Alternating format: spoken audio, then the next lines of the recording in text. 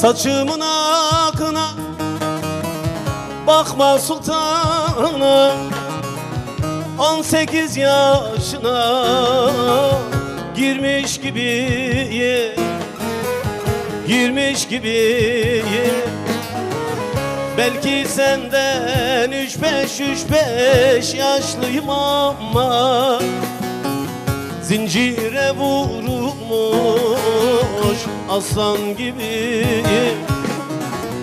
Belki senden 3-5 yaşlıyım ama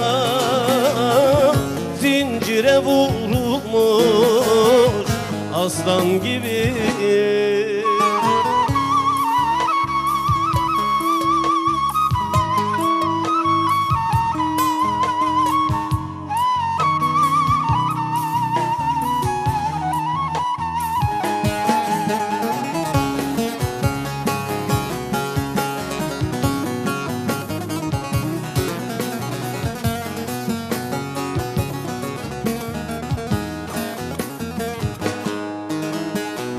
Sen küçüksün sevda nedir bilmezsin, şımartmışlar seni, hatır kırarsın, gönül yıkarsın.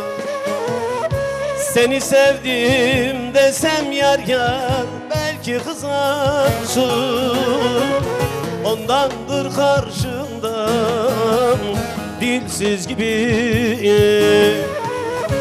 Seni sevdim desem yar yar belki kızarsın, ondandır karşımdan dilsiz gibi.